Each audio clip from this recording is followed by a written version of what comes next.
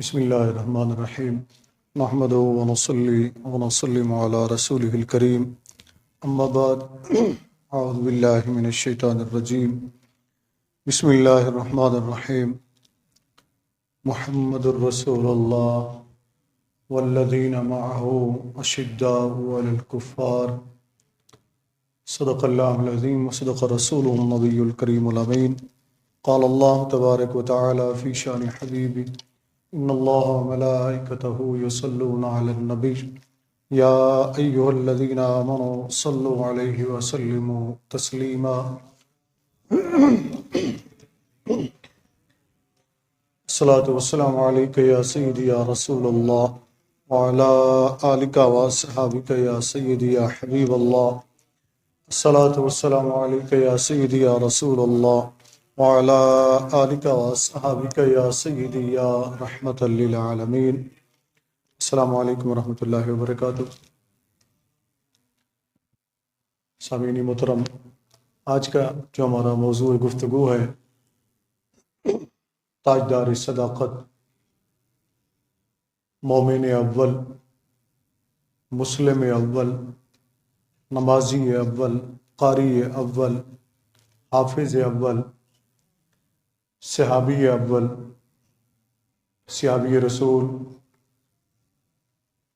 یار غار مزار رسول صلی اللہ علیہ وسلم، سیدنا و مولانا حضرت ابو بکر صدیق رضی اللہ تعالی عنہ کی ذات گرامی۔ سیدنا صدیق اکبر رضی اللہ تعالی عنہ آپ کے فضائل، آپ کے مناقب، آپ کا مقام، آپ کا مرتبہ، آپ کی شانیں اتنے زیادہ ہیں کہ مجھ جیسا ناقص العقل اور کم علم آدمی بیان کرنے کا دعویٰ نہیں کر سکتا۔ ہاں، یہ دعویٰ ضرور کر سکتے ہیں کہ ان کا ذکر کر کے ہم اپنے لیے ذریعہ نجات کا سامان اکٹھا کریں گے۔ ان کے ذکر پاک سے اللہ رب العزت ہم سب پر اپنی رحمت نازل فرمائے گا اور ہمارا شمار ان کا ذکر کرنے والوں میں ہو جائے گا۔ اللہ رب العزت کی بارگاہ میں دعا ہے کہ اللہ جل مجدہ ہم سب کو تمام صحابہ کرام، تمام اہل بیت اطہار، ازواج مطہرات رضوان اللہ تعالی علیہم اجمعین کا ادب اور احترام کرنے کی توفیق عطا فرمائے۔ سیدنا ابو بکر صدیق رضی اللہ تعالی عنہ، نبی کریم صلی اللہ علیہ وآلہ وسلم اور آپ رضی اللہ تعالی عنہ ایک ہی خاندان سے ہیں۔ سلسلہ نسب بھی چند پشتوں کے بعد جا کر ایک ہو جاتا ہے، محلہ بھی ایک، برادری بھی ایک، اور عمر بھی تقریباً 2-2.5 سال کا فرق، عمر میں بھی تقریباً برابر، بچپن کے ساتھی، لڑکپن کے ساتھی، جوانی کے ساتھی، بڑھاپے کے ساتھی، سفر کے ساتھی، حضر کے ساتھی، بازار کے ساتھی، غار کے ساتھی، اور آج مزار کے بھی ساتھی، اور یہ ساتھ ایسا ہے کہ قیامت تک رہے گا اور ما بعد القیامت بھی جاری رہے گا۔ سیدنا صدیق اکبر رضی اللہ تعالی عنہ کی ذات گرامی ان جلیل القدر صحابہ کرام رضوان اللہ تعالی علیہم اجمعین میں شامل ہیں کہ جن کا موازنہ کسی اور بندے سے نہیں کیا جا سکتا۔ خاص کر تمام صحابہ میں سے جو امت کا متفقہ اجماعی عقیدہ ہے وہ یہ کہ تمام صحابہ میں سے خلفائے راشدین، جو مشہور 4 ہیں لیکن خلفائے راشدین میں امام حسن رضی اللہ تعالی عنہ کا بھی شمار ہوتا ہے، تو وہ 4 جو مشہور جن کا نام لیا جاتا ہے سیدنا ابو بکر صدیق، سیدنا عمر فاروق، سیدنا عثمان غنی، سیدنا مولا علی رضی اللہ تعالی عنہم، ان کے برابر جملہ صحابہ کرام میں سے کوئی بھی نہیں ہے۔ یہ ان تمام صحابہ سے افضل ہے رضوان اللہ تعالی علیہم اجمعین۔ اور پھر ان چاروں میں بڑی دلچسپ بات قرآنی آیت کی روشنی میں حضور سیدنا پیر مہر علی شاہ صاحب رحمۃ اللہ علیہ نے ارشاد فرمائی، اور اس طرح دیگر کچھ ائمہ کرام نے بھی ارشاد فرمائی۔ جو آیت کریمہ اس کا کچھ حصہ میں نے تلاوت کرنے کا شرف حاصل کیا۔ ارشاد باری تعالیٰ ہوا محمد الرسول اللہ، محمد صلی اللہ علیہ وآلہ وسلم اللہ کے رسول ہیں۔ والذین معہ، اور ان کے ساتھی، اشداء علی الکفار، جو کفار پر سخت ہیں، کفار کے لیے سخت ہیں، رحماء بینہم، آپس میں رحم دل ہیں، تراہم رکعا سجدا، اور تم انہیں دیکھو گے حالت رکوع میں یا حالت سجدہ میں۔ تو یہ سب کیا کرتے ہیں؟ کہا جی یہ رب کی رضا کو تلاش کرتے ہیں۔ ہمارا جو عنوان ہے آج کا، وہ پہلی جو آیت کریمہ کا پہلا حصہ ہے اس کے متعلق، جس پر ان بزرگوں نے، مفسرین کرام نے، ائمہ کرام علیہم الرحمہ نے جو بات ارشاد فرمائی، وہ فرماتے ہیں کہ والذین معہ سے مراد سیدنا ابو بکر صدیق ہیں، سیدنا ابو بکر صدیق ہیں۔ اشداء علی الکفار سے مراد سیدنا فاروق اعظم ہیں۔ رحماء بینہم سے مراد سیدنا عثمان غنی ہیں۔ اور تراہم رکعا سجدا، تو اس سے مراد مولا کائنات حضرت علی ہیں رضی اللہ تعالی عنہم۔ جہاں جملہ سے صحابہ کرام بھی اس میں آ جاتے ہیں، لیکن خصوصی جو صفت ہے وہ ان کی ہے، ان چار کی وہ بیان ہوئی ہے۔ وہ کس وجہ سے؟ وہ فرماتے ہیں کہ اگر آپ دیکھیں تو جتنا معیت مصطفیٰ صلی اللہ علیہ وسلم ابو بکر صدیق رضی اللہ تعالی عنہ کو حاصل ہوئی، اتنا کسی کو بھی حاصل نہیں ہوئی ہے، اور آج تک وہ معیت حاصل ہے، مابعد القیامت بھی حاصل رہے گی۔ تو اس وجہ سے ان کی معیت آقا علیہ الصلوۃ والسلام سے مشہور، لہذا والذین معہ سے مراد سیدنا ابو بکر صدیق ہیں۔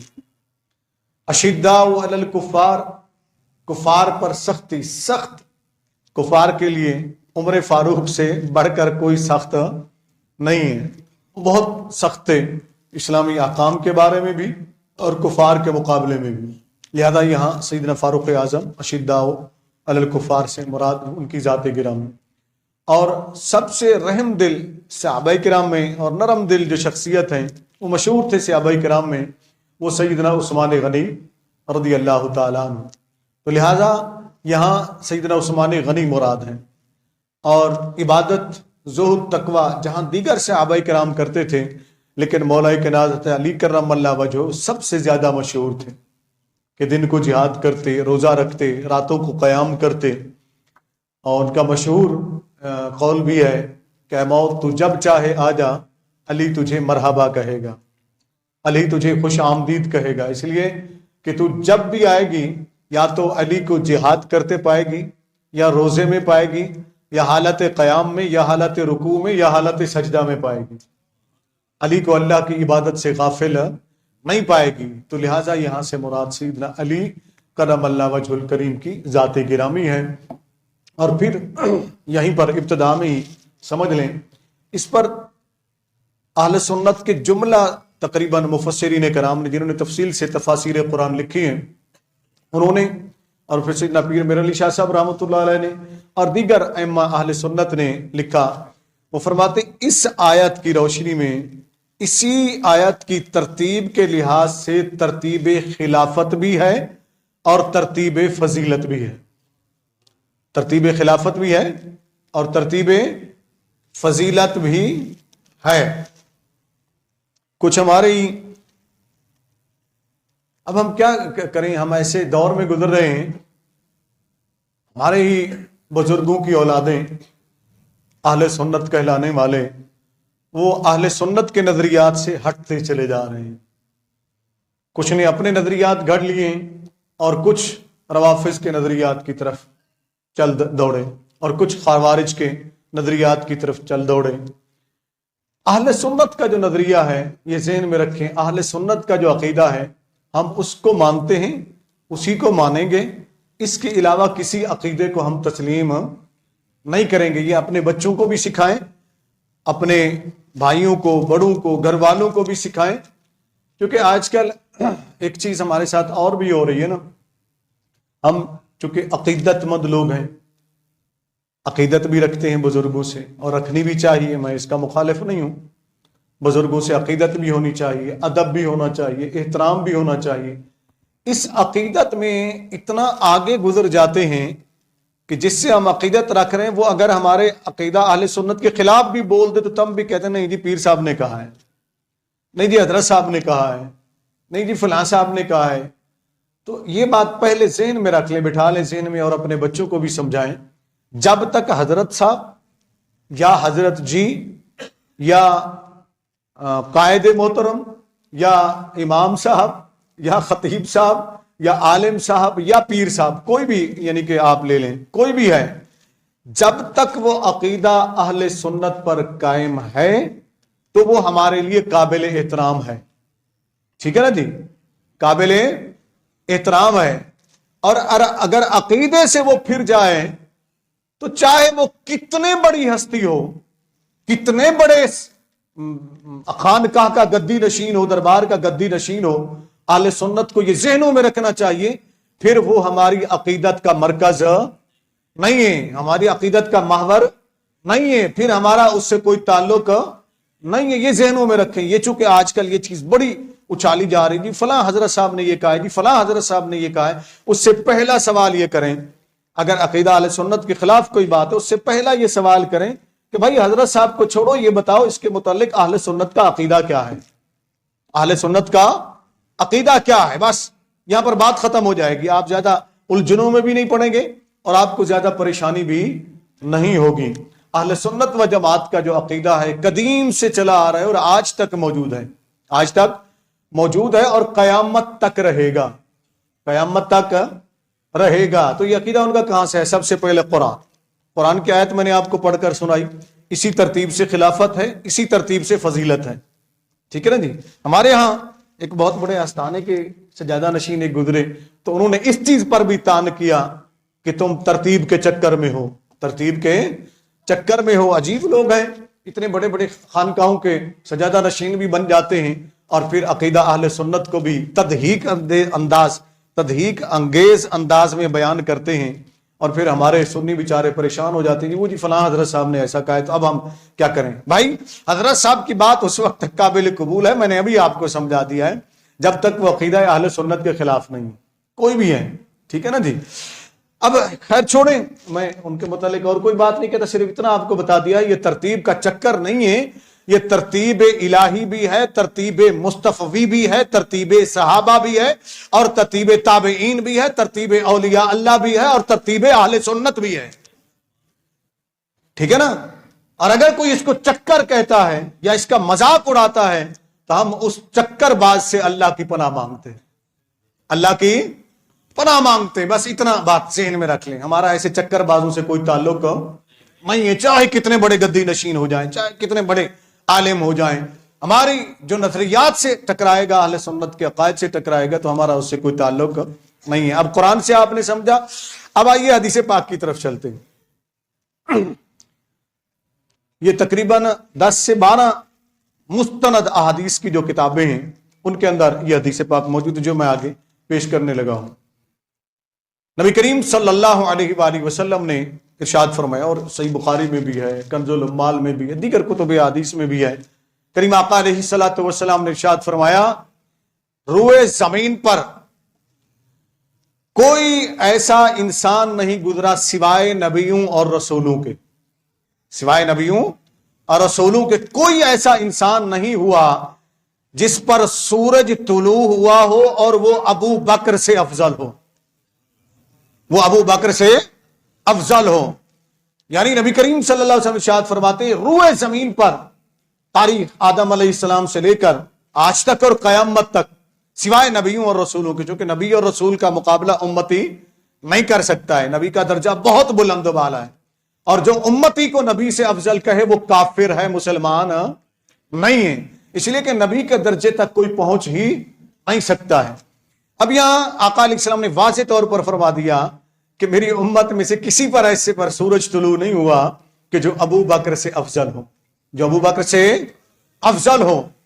اب جب نبی کریم صلی اللہ علیہ وسلم نے افضل فرما دیا اور مطلق فرما دیا، مقید بھی نہیں ہے، کوئی قید بھی نہیں لگائی ہے، اور یہ بھی نہیں فرمایا ہے کہ ظاہری طور پر افضل ہے، باطنی طور پر افضل نہیں ہے، باطنی طور پر افضل ہے، ظاہری طور پر افضل نہیں ہے، روحانی طور پر افضل نہیں ہے، جسمانی طور پر افضل ہے۔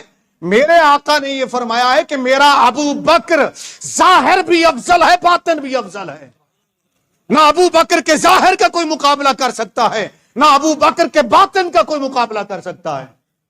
تم اپنے چکروں کو اپنے پاس رکھو، اپنے چکروں کو اپنے پاس رکھو۔ امام الاولیاء مولا مرتضی علی شیر خدا اسد اللہ الغالب امام المشارق والمغارب سیدنا علی کرم اللہ وجہ الکریم فرماتے ہیں، اہل سنت کی 6 کتابوں مستند کتابوں کے اندر، اہل تشیع کی 4 مستند کتابوں کے اندر مولا کائنات کا یہ فرمان موجود ہے۔ حضرت علی کرم اللہ وجہ الکریم ارشاد فرماتے ہیں جس کو میں نے دیکھا یا جس کو میں نے پا لیا، یعنی میرے سامنے آ گیا اور وہ مجھے ابو بکر و عمر پر فضیلت دیتا ہے، ان سے افضل کہتا ہے، تو میں اسے مفتری کی سزا دوں گا، جھوٹے کی سزا دوں گا، اسے کوڑے لگاؤں گا۔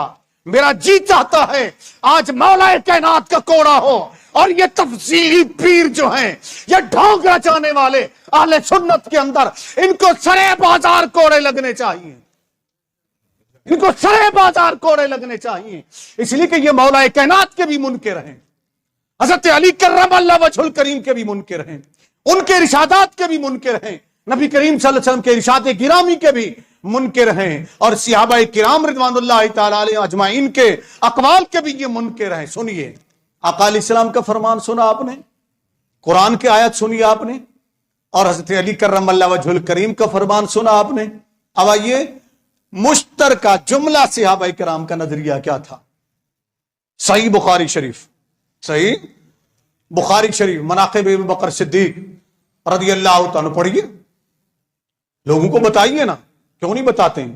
حضرت عبداللہ بن عمر رضی اللہ تعالی عنہما راوی ہیں اس حدیث کے، وہ فرماتے ہیں ہم نبی کریم صلی اللہ علیہ وسلم کی ظاہری حیات مبارکہ میں، یہ اس دور کی بات کر رہے ہیں، ہم صحابہ کرام، جملہ صحابہ کرام میں سے ابو بکر و عمر رضی اللہ تعالی عنہما کو سب سے افضل سمجھتے تھے، سب سے افضل سمجھتے تھے، لہذا یہ اہل سنت کا نظریہ ہے۔ اور اسی طرح پھر عقائد اہل سنت کی جتنے کتابیں ہیں، مثلا آپ شرح عقائد نصفی کو دیکھیں، پھر اس کی شروع کو دیکھیں، نبراس کو دیکھیے، دیگر کتب کو دیکھیے، اہل سنت کے جتنے کتب لکھی گئی قدیم ان کو اٹھا کر دیکھیے، تو متفقہ جو عقیدہ دیا گیا ہے وہ یہ دیا گیا ہے کہ اس امت میں انبیاء کرام علیہم السلام کے بعد، یعنی نبی کریم صلی اللہ علیہ وسلم اور دیگر انبیاء و رسول علیہم السلام کے بعد سب سے افضل ابو بکر، کون؟ بولتے جائیں میرے ساتھ، سب سے افضل پہلے ابو بکر صدیق رضی اللہ تعالیٰ، آگے لکھتے ہیں ثم عمر، پھر اونچی بولے نا، پھر عمر رضی اللہ تعالیٰ، ثم عثمان، پھر حضرت عثمان غنی رضی اللہ تعالیٰ، ثم علی، پھر علی رضی اللہ تعالیٰ عنہ۔ یہ امت کا متفقہ عقیدہ ہے، امت کا متفقہ عقیدہ ہے، یہ چوں چوں کرنے والوں کا نظریہ نہیں ہے، اکا دکا پھول جڑی چھوڑنے والوں کا عقیدہ نہیں ہے۔ لہذا اپنی نسل کو ان پھول جھڑوں سے، ان بازاری لوگوں سے بچائیے، اس لیے کہ اہل سنت کا متفقہ نظریہ یہ ہے، یہ جس ترتیب سے ہے اسی ترتیب سے فضیلت بھی ہے، اسی ترتیب سے خلافت بھی ہے، ٹھیک ہے نا؟ چاروں کی خلافت بھی برحق اور چاروں کی فضیلت بھی برحق۔ اچھا، ایک بڑی مزے کی بات آپ کو بتا دوں، یہ بڑا سوال ہوتا ہے، میرے سے بھی ایک سوال ہوا، میں نے اس کا ویسے جواب تو لکھ دیا ہے کہ ترتیب خلافت اور خلفائے راشدین کی خلافت برحق ہے، یہ میرا ایک مضمون ہے، اگر آپ گوگل پہ سرچ کریں تو اردو میں یہ مضمون لکھیں اور آگے میرا نام لکھتے ہیں ڈاکٹر فیض احمد چشتی، تو وہ مضمون آپ کے سامنے آ جائے گا، ٹھیک ہے نا جی؟ تو وہ میں نے لکھا، اس کا جواب تو وہاں میں نے تفصیل سے دے دیا، مختصر آپ کو سمجھاتا ہوں۔ ایک اعتراض کیا جاتا ہے عام طور پر نوجوانوں کو وہ کرنے کے لیے، بہکانے کے لیے کہا جاتا ہے، وہ جی دیکھیں حضرت علی کرم اللہ وجہ الکریم جو ہے نا، وہ خلافت کے حقدار تھے، ان کا حق بنتا تھا، ان کو خلافت دی جاتی، لہذا یہ خلفائے ثلاثہ جو ہیں یہ غاصب ہیں، نعوذ باللہ، یعنی انہوں نے خلافت کو غصب کیا اور علی کو خلافت نہیں دی رضی اللہ عنہم۔ یہ اعتراض بڑے زور شور سے کیا جاتا ہے، اور آپ نے بھی کئی بار سنا ہوگا مختلف بیان کرنے والوں سے، کچھ اہل سنت میں ہیں، کچھ اہل تشیع میں ہیں، میں کسی پر تنقید نہیں کر رہا، لیکن میں آپ کو ایک نظریہ بتا رہا ہوں، پھر اس کی وضاحت کروں گا تاکہ آپ کو بات سمجھ میں آ جائے اور سمجھنے میں آسانی بھی ہو۔ بڑے زور شور سے یہ بیان کیا جاتا ہے جو وہ علی کی خلافت چھین لی، فلان کر لیا۔ نمبر 1، پہلی بات تو یہ سمجھ لینا کہ حضرت علی کون ہیں رضی اللہ تعالیٰ عنہ، مولا کائنات حضرت علی کرم اللہ وجہ الکریم کون ہیں؟ یہ نبی کریم صلی اللہ علیہ وسلم کے چچاداد بھائی ہیں، آقا علیہ السلام کے داماد ہیں، سیدہ فاطمہ الزہرا سلام اللہ علیہا کے سرتاج ہیں، حسنین کریمین رضی اللہ تعالی عنہما کے والد گرامی ہیں، اور سب سے بڑی بات یہ اسد اللہ ہیں۔ کون ہیں؟ اسد اللہ کسے کہتے ہیں؟ اونچی بولے مزہ آ جائے۔ اللہ کے شیر، اللہ کے، یہ حیدر کرار ہیں، یہ باطل کے سامنے جھکنے والے، باطل سے سمجھوتا کرنے والے نہیں ہیں۔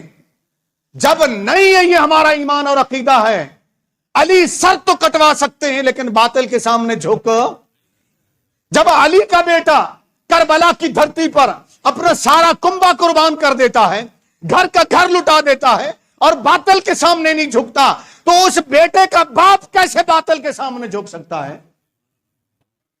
سب سے پہلی بات تو یہ کہ اے جھوٹ بولنے والوں، جانتے ہو کہ تم کتنے بڑی توہین کرتے ہو مولا کائنات حضرت علی کرم اللہ وجہ الکریم کی، اسد اللہ الغالب کی، اللہ کے شیر کی توہین کرتے ہو کہ ان کا حق تھا اور کسی نے حق چھین لیا اور علی ڈر گئے۔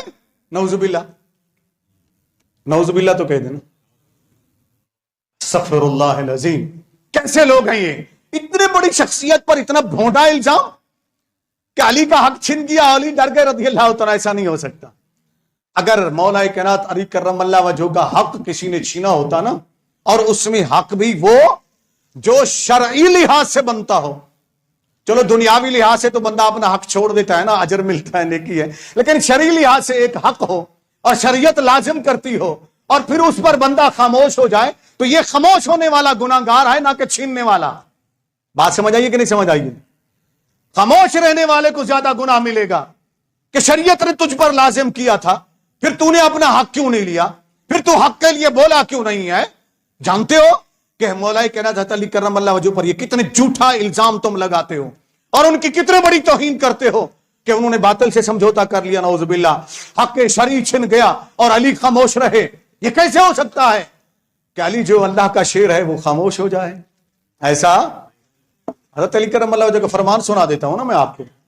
مولا کائنات حضرت علی کرم اللہ وجہ الکریم، ناجل البلاغہ آپ کے خطبات ہیں، اس میں بھی یہ موجود ہے اور دیگر کتب اہل سنت میں بھی آپ کا یہ فرمان موجود ہے۔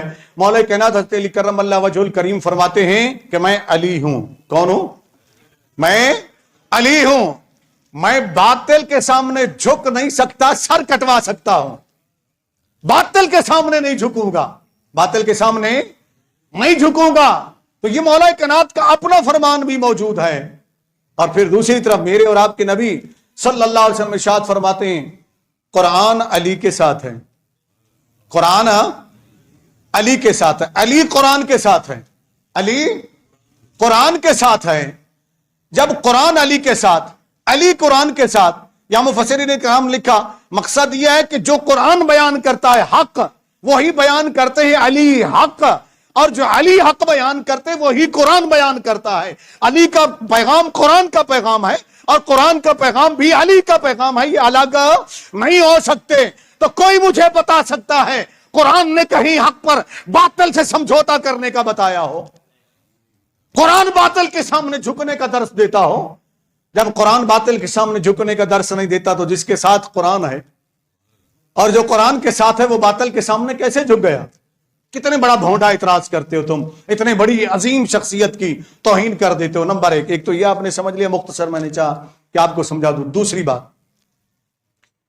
حکمت الہیہ کیا تھی اس کو بھی سمجھنا چاہیے نا، اس کو بھی سمجھنا چاہیے۔ اب پہلے یہ حکمت بتانے سے پہلے چند حدیث مبارکہ ان کا خلاصہ آپ سماعت فرما رہے ہیں۔ بڑی مشہور حدیث پاک اور صحیح ترین حدیث پاک ہے، نبی اکرم نور مجسم صلی اللہ علیہ وآلہ وسلم، سنن ترمذی کے اندر بھی موجود، دیگر کتب حدیث کے اندر بھی موجود ہے۔ آقا علیہ الصلوۃ والسلام کے پاس ایک خاتون آئی، وہ خاتون آئی، اس نے آ کر عرض کیا یا رسول اللہ صلی اللہ علیہ وسلم فلاں کوئی مسئلہ یا کوئی بات کی اس نے، تو آقا علیہ السلام نے ارشاد فرمایا کہ تو بعد میں آنا، بعد میں آنا۔ جب اس نے یہ سنا تو اس نے عرض کیا رسول اللہ صلی اللہ علیہ وآلہ وسلم اگر میں آؤں، بعد میں آؤں اور آپ کو نہ پاؤں، آپ کو نہ پاؤں تو پھر کدھر جاؤں؟ فرمایا ابو بکر کی طرف جانا۔ کس کی طرف جانا؟ ابو بکر کی طرف جانا۔ اس نے پھر عرض کیا یا رسول اللہ صلی اللہ علیہ وسلم میں آؤں آپ کو بھی نہ پاؤں، ابو بکر کو بھی نہ پاؤں تو پھر کدھر جاؤں؟ فرمایا عمر کی طرف جانا، عمر کی طرف جانا۔ واضح طور پر نبی کریم صلی اللہ علیہ وسلم نے یہ بیان فرما دیا کہ میرے بعد یہ منصب ابو بکر کے پاس ہوگا، ابو بکر کے بعد عمر پر ہوگا۔ پھر اور حدیث مبارکہ ہیں جن کے اندر مولا حضرت عثمان غنی کا تذکرہ ہے عمر کے بعد، اور عثمان غنی کے بعد مولا علی کا تذکرہ ہے رضی اللہ تعالی عنہم۔ نبی کریم صلی اللہ علیہ وسلم نے یہ ساری ترتیب بتا دی تھی، یہ ساری ترتیب بتا دی تھی۔ آگے چلیے، ایک بہت ہی پیاری حدیث پاک، اس کو غور سے سنیے گا۔ نبی کریم صلی اللہ علیہ وسلم ایام مرض یعنی بیماری کے ایام میں آقا علیہ الصلوۃ والسلام اپنے گھر میں تشریف فرما تھے، نماز کا وقت ہو گیا۔ سیدنا صدیق اکبر رضی اللہ تعالیٰ عنہ کسی کام سے گئے ہوئے تھے، وہ وہاں موجود نہیں تھے مسجد نبوی کے اندر۔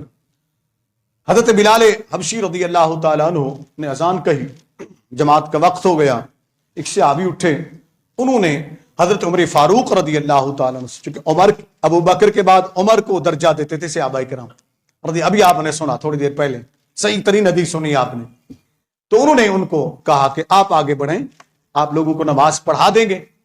حضرت عمر فاروق رضی اللہ تعالیٰ نے دیکھا، انہوں نے کہا ابو بکر نہیں، انہوں نے کہا جی نہیں، کہا جی آپ نماز پڑھا دیں، انہوں نے کہا نماز میں پڑھا دیتا ہوں، نماز پڑھانے میں کوئی حرج تو نہیں ہے نا۔ آقا علیہ السلام نے بھی فرمایا کہ جہاں تم اکٹھے ہو تم میں سے جو زیادہ فضیلت رکھتا ہو علم کے لحاظ سے، تقوی کے لحاظ سے، اس کو اپنا امام بنا دیا کرو اور اس کے پیچھے نماز پڑھ لیا کرو۔ تو عمر فاروق رضی اللہ تعالیٰ عنہ مصلی پر کھڑے ہو گئے۔ یہ مسجد نبوی ہے، کون سی جگہ ہے؟ مسجد نبوی کا مصلی ہے۔ پھر میں کہہ رہا ہوں کون سا مصلی ہے؟ مسجد نبوی کا۔ صحابہ کرام ہیں نماز پڑھنے والے، اور امامت کے لیے کھڑا کیا گیا ابو بکر عمر فاروق کو رضی اللہ تعالیٰ عنہ۔ یہ نبی کریم صلی اللہ علیہ وسلم کی ظاہری حیات مبارکہ کے اندر آقا علیہ السلام حجرے میں آرام فرماتے، ساتھ ہی تو حجرہ تھا نا، جن دوستوں نے دیکھا ہے جو پرانی مسجد ریاض الجنہ، تو اس طرف جو جالی مبارک یہیں سے کھڑکی کھلتی تھی، آقا علیہ السلام اندر تشریف لے آیا کرتے تھے اور نماز مسجد میں پڑھایا کرتے تھے۔ آقا علیہ السلام بیمار ہیں، وہ اٹھ نہیں سکتے ہیں، عمر کھڑے ہوئے مصلی پر، اور سیدنا عمر فاروق رضی اللہ تعالی عنہ کی آواز فطرتاً بلند تھی، یعنی اونچی آواز تھی، یہ بولتے بھی آرام سے بھی بولتے تو لگتا تھا بہت اونچا بول رہے ہیں۔ انہوں نے بلند آواز سے جب لوگوں کو کہا صفیں سیدھی کر لو، نماز کے لیے صفیں درست کرنے لگے، ادھر آقا علیہ السلام نے عمر کی آواز سنی، جب عمر کی آواز سنی، پتہ چلا کہ عمر نماز پڑھانے لگے ہیں، تو نبی کریم صلی اللہ علیہ وسلم حالت بیماری میں اٹھے اور بڑے جلال میں بولے کہ لا لا لا. حدیث کے اندر الفاظ 3 مرتبہ آقا نے فرمایا، نہیں اے عمر، نہیں اے عمر، نہیں اے عمر. عمر مصلی پر مت کھڑے ہونا، عمر نماز مت پڑھانا لوگوں کو. میرا سوال یہاں یہ ہے، کیا عمر صاحب تقوی نہیں تھے؟ کیا عمر قرآن پڑھنا نہیں جانتے تھے؟ کیا عمر نماز کے مسائل نہیں جانتے تھے؟ جانتے تھے نا، آقا علیہ السلام سے سیکھا تھا نا. پھر آقا کیوں روک رہے ہیں، کیوں منع فرما رہے ہیں؟ اب ان میں سے تو کوئی چیز تھی نہیں. وجہ کیا تھی؟ حدیث کا اگلا حصہ سنیے. میرے کریم آقا علیہ السلام نے فرمایا سنو، میرے بعد امامت پر، میرے مصلی پر جس امت میں ابو بکر موجود ہو، ابو بکر کے ہوتے ہوئے کوئی بھی مصلی پر کھڑا نہیں ہو سکتا. ابو بکر کے ہوتے ہوئے کوئی بھی مصلی پر کھڑا نہیں ہو سکتا. فرمایا ابو بکر لوگوں کو نماز پڑھائے گا، ابو بکر لوگوں کو نماز پڑھائے گا. اما عائشہ صدیقہ نے عرض کی، حضور میرے بابا بڑے رحم دل ہیں، بڑے نرم دل ہیں، جب وہ مصلی پر کھڑے ہوں گے آپ کو نہیں دیکھیں گے تو ان سے برداشت نہیں ہوگا، آپ کسی اور کو کہہ دیں. فرمایا نہیں. پھر انہوں نے سوال کیا، آپ نے فرمایا نہیں. پھر انہوں نے سوال کیا، یہی التجا کی. آقا علیہ السلام نے نہیں فرمایا تو بھی وہ فلاں عورتوں کی طرح ہو جو غلط مشورہ دیتی ہیں. میں جب نبی ہوں اللہ کا، میں کہہ رہا ہوں کہ ابو بکر کے سوا کوئی نماز نہیں پڑھائے گا، تو پھر تم مجھے آگے مشورے دینے لگی ہو. آقا علیہ السلام نے منع فرما دیا، فرمایا نہیں، ابو بکر نماز پڑھائے گا. اور پھر سیدنا ابو بکر صدیق رضی اللہ تعالیٰ عنہ، نبی کریم صلی اللہ علیہ وسلم کی ظاہری حیات مبارکہ میں 17 نمازیں، بعض نے 21 سے کچھ زیادہ لکھی، مشہور جو بات وہ کہ 17 نمازیں سیدنا ابو بکر صدیق رضی اللہ تعالیٰ نے امامت کروائی آقا علیہ السلام کی ظاہری حیات مبارکہ میں. ابو بکر صدیق نے امامت کروائی. اور اس منظر کو کئی بار کریم آقا نے دیکھا، کھڑکی سے کپڑا ہٹا کر دیکھا کہ میرا ابو بکر نماز پڑھا رہا ہے، لوگ نماز پڑھ رہے ہیں. اور یہاں محدثین کرام نے لکھا کہ آقا دیکھ یہ رہے تھے کہ جسے میں نے امام بنایا، توجہ ہے نا، اور کسی کو تو امام بناتا ہے، کسی کو میں امام بناتا ہوں، کسی کو مولوی امام بناتا ہے، کسی کو عالم امام بناتا ہے، کسی کو پیر امام بناتا ہے، کسی کو سجادہ نشین امام بناتا ہے، کسی کو کوئی تنظیم امام بناتی ہے، کسی کو کوئی جماعت امام بناتی ہے. اور جسے نبی نے امام بنایا ہو، جسے نبی نے خود امام بنایا ہو، اس امام جیسا امام لا کر دکھائے مجھے کوئی. جسے نبی نے امام بنایا ہو اس امام جیسا امام لا کر تو دکھاؤ مجھے کوئی. ایسا امام جس کی امامت میں ایک نماز، صحابہ کرام فرماتے ایک نماز خود نبی کریم صلی اللہ علیہ وسلم نے بھی ابو بکر صدیق رضی اللہ تعالیٰ کے پیچھے ادا فرمائی.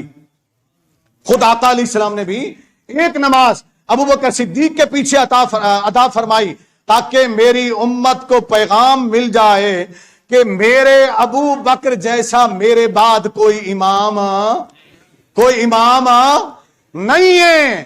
جب اللہ کے حبیب صلی اللہ علیہ وسلم نے فرمایا میرے ابو بکر جیسا امام کوئی نہیں، اور پھر یہ چھپ چھپ کر امامت کے وار کیسے، یہ پھر چھپ چھپ کر ظاہری اور باطنی خلافت کے وار کیسے؟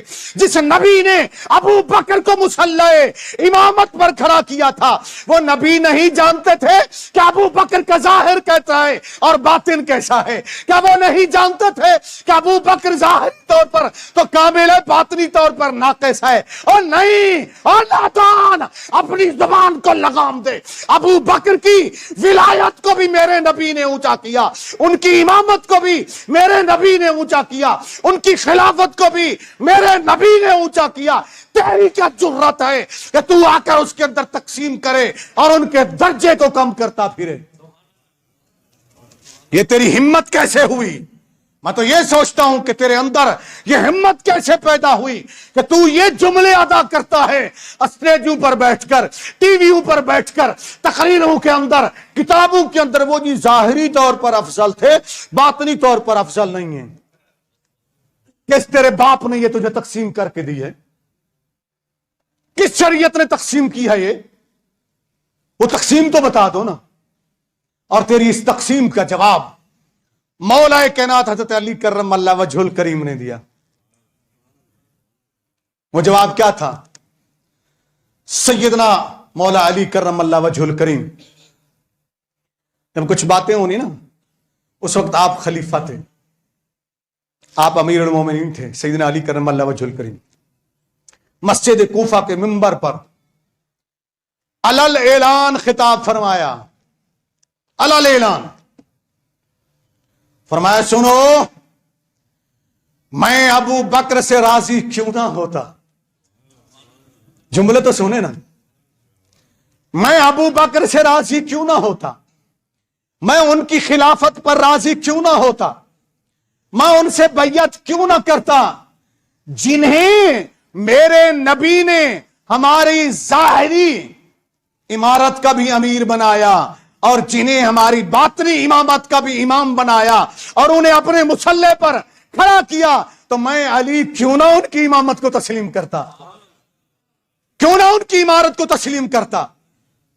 ये दुश्मनियां तुम फैलाते हो। मौलाए कायनात ने तो दुश्मनियां नहीं फैलाई ना। मौलाए कायनात ने तो फरमाया कि मेरा अली, उमर, अबू बकर हक है। किसने? अच्छा चले, वो आइंदा आने वाले दिनों में वो कह रहे जी तफसील से बता दें वो नमाज कैसे पढ़ाई जिसमें नबी करीम सल्लल्लाहु अलैहि वसल्लम अबू बकर के पीछे थे। वो मैं अगले जुम्मतुल मुबारक में इंशाअल्लाह अजीज, क्योंकि अभी वक्त मुकम्मल हो रहा है, इसको समेट रहा हूं मैं मौजू को, तो तफसील आगे आएगी इंशाअल्लाह। ये सिलसिला मैंने शुरू किया, मैं इसको तफसील से बयान करूंगा इंशाअल्लाह। अब सैयदना अली करमल्लाहु वजहुल करीम, ठीक है ना, ये फरमा रहे हैं। दूसरा मौलाए कायनात हजरत अली करमल्लाहु वजहुल करीम, एक फरमान मैं पहले सुना चुका, दूसरा फरमान ये आपने सुना, और अगला फरमान सुनिए। इमाम ज़हबी रहमतुल्लाह तआला अलैह, अस्माउर रिजाल में, मुहद्दिसीन में इनका बहुत बड़ा नाम, इमाम ज़हबी रहमतुल्लाह तआला सीर आलामुन नुबला के अंदर इरशाद फरमाते मौलाए कायनात बरसरे मिंबर फरमाया करते थे, और हजरत अली से ये बात तवातुर के साथ साबित है रज़ियल्लाहु ताला। तवातुर का मकसद ये होता है कि मुसलसल, यानी बीच में कोई रुकावट नहीं हुई किसी रावी की भी, बार बार उन्होंने बयान फरमाया। वो बयान क्या था? फरमाया, आए लोगो, अबू बकर उमर मुझसे अफजल है, अबू बकर उमर मुझसे अफजल हैं। वो फरमाते तवातुर के साथ हजरत अली करमल्लाहु वजहुल करीम से ये बात साबित है। तुम बातें लिया तो शुरू की, वो जी फलां चीज ये नहीं, फलां चीज नहीं, वो आगे मैं बयान करूंगा और बताऊंगा। इन झूठों से भी मैं नकाब पर्दा उठाऊंगा कि ये जो झूठ बोले जाते थे हजरत अली ने बैयत नहीं की जी, फलाने बैयत नहीं, फलाने बैयत नहीं की थी। वो मुशावरत जब हुई तो मुशावरत के बाद ही कोई फैसला हुआ ना। ये फरेब जो देते हो ना, ये फिर मैं इंशाल्लाह इसका भी ऑपरेशन करूंगा बड़े अच्छे तरीके से, यानी इल्मी लिहाज से। इस पर हम गुफ्तगू करेंगे आगे चल के। सरेदार मौलाए कायनात हजरत अली करमल्लाहु वजहू ने, हजरत अली करमल्लाहु वजहू ने हजरत अबू बकर सिद्दीक रज़ियल्लाहु ताला को अपना इमाम तस्लीम किया। और उस वक्त लाजिम यह था कि जो खलीफा होगा इमाम भी, ऊंची तो बोले ना, इमामत भी वही, जो हाकिम में वक्त होगा नमाज भी, जमा का खुतबा भी। अच्छा ऐसा करें ना, थोड़ा सा एक मुतालबा तो करें यार, पाकिस्तान में हमारा जो सदर हो, वजीर आजम हो, वो हमें नमाज पढ़ा दिया करे और जुमा भी पढ़ा दिया करे। चलो यहां नहीं आ सकता तो इस्लामाबाद में पढ़ा दिया करे, फैसल मस्जिद में पढ़ा दिया करे, जुमा पढ़ा दिया, जुमा का खुतबा भी दे दिया करे और नमाज भी। ये इस्लामी खलीफा के लिए लाजिम शर्त है। क्या? ऊंची बोले ना, इस्लामी सल्तनत के हाकिम के लिए ये शर्त अव्वल लाजिम है कि खलीफा वो बनेगा, हाकिम वो बनेगा जो इमामत भी करवा सके और जुमा का खुतबा भी दे सके, लोगों को शरई मसाइल भी बता सके, शरई मसाइल भी जानता हो और उनके लोगों के मसाइल का तदारुक करना भी जानता हो। ये मैं कुछ अर्ज कर चुका पहले, इस पर फिर कभी हम गुफ्तगू करेंगे।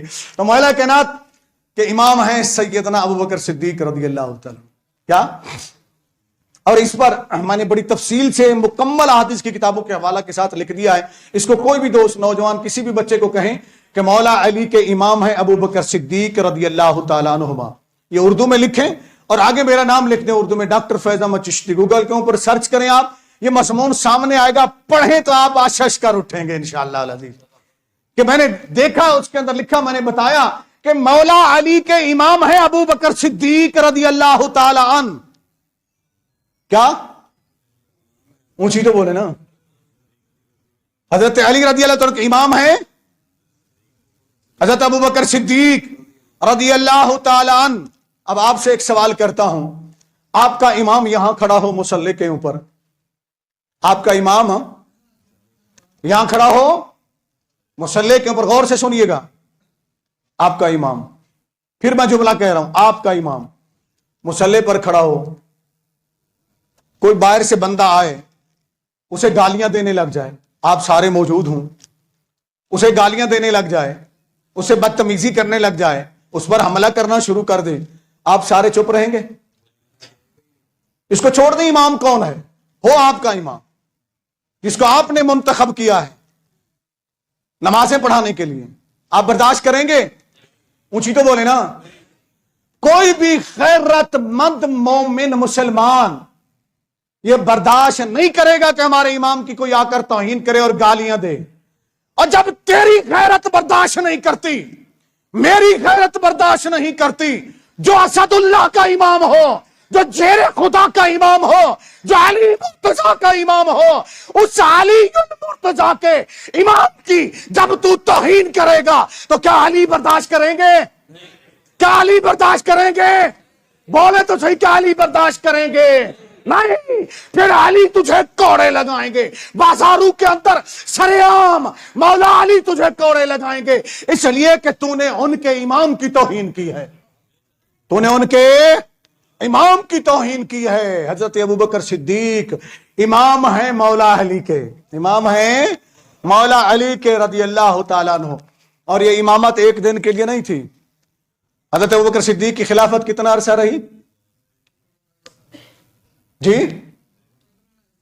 تقریباً 2 سال 5 ماہ یا 4 ماہ اس طرح رہی، ٹھیک ہے نا، 2.5 سال کے قریب. 2.5 سال میرے علی نے نماز پڑھی ہے ابو بکر کے پیچھے. کیسے؟